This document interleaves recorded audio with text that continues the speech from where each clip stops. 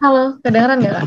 Kedengeran. Hai Shelly. Halo, selamat siang Karina, Miss Angelina. Selamat Selamat siang. siang.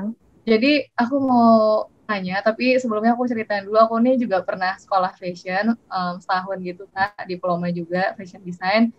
Dan aku pun punya apa ya permasalahan di bagian bisnis fashionnya sendiri. Kalau desainingnya oke lah, karena kan namanya creative thinking kan lebih bebas, terus punya ekspresi, pokoknya banyak lah prosesnya. Cuman ketika aku ingin menjadikan produkku untuk sampai ke konsumen dan sesuai dengan harganya Kak, sesuai dengan lingkungannya, itu susah banget. Apalagi aku sendiri kan juga nyari penjahit atau vendor gitu, agak sulit. Kira-kira ada nggak kayak masukan untuk fashion designer baru atau orang-orang yang kiranya anak muda pengen nyoba bisnis fashion tapi kepengen desainnya sendiri dengan harga yang masih bisa kami cover, tapi juga masih bisa dapat penghasilan dari situ Kak. Apalagi kan masa pandemi ini agak susah juga ya. Aku serba bingung jadinya, kira-kira ada saran kah atau masukan? Thank you. Gitu Thank aja. you, Shelin, pertanyaannya. Kalau dengar dari perspektif kamu barusan, salah satu dari challenge utama dari banyak fashion designer adalah gimana cara ngebalance out antara creative pieces mereka, karena kan kalian tuh kreatif banget kan, dengan beberapa pieces yang jatuhnya commercial. Jadi di setiap collection itu disuggest kalau ada beberapa, misalnya nih dari 10 set, misal mungkin 3 itu yang kreatif banget, yang bener-bener merefleksikan personality kamu. Terus 7 itu meskipun masih ada bagian dari personality kamu, tapi kamu menyesuaikan dengan tren yang customer mau itu seperti apa. Karena biasanya justru yang menghasilkan uang itu yang si commercial pieces ini. Tapi tentunya design piece itu dibutuhkan supaya kamu bisa tetap mempertahankan identitas kamu di mata masyarakat.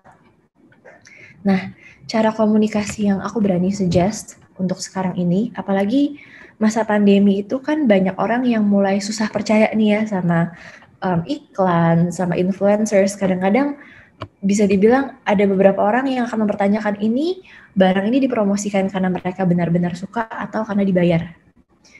Nah, sekarang ini approach yang cukup popular di fashion industry adalah pakai approach yang namanya trial approach. Jadi instead kamu mencari influencers yang followersnya sudah sangat besar, kamu justru kayak buka slot misalnya untuk 50 orang yang followers 1.000 sampai 3.000 orang semisal, untuk mencoba baju kamu dan review. Nah, 50 orang ini kalau bisa disesuaikan dengan target market kamu. Dari kemampuan belinya mereka, terus dari perspektifnya mereka juga. Kenapa ini bagus? Karena kamu akan dipersiapkan untuk menerima komen positif dan negatif. Tapi dengan adanya keberadaan ini, calon customer kamu itu akan lebih percaya, oh ternyata brand ini transparan ya, reviewnya orang itu positif atau negatif. Terus dari sisi kamunya sendiri, seandainya ada komen yang kurang sesuai atau negatif, kamu bisa memberikan penjelasan lewat sosial media kamu semisal. Jadi mungkin apa yang aku berani suggest adalah untuk membangun communication kamu. Karena kalau dari sisi production, apalagi kalau kita udah ngomongin kayak minimum order quantity untuk memenuhi harga jual, itu udah cukup sulit kan. Jadi mungkin yang bisa dibantu diperbaiki itu dari sisi komunikasinya. Begitu.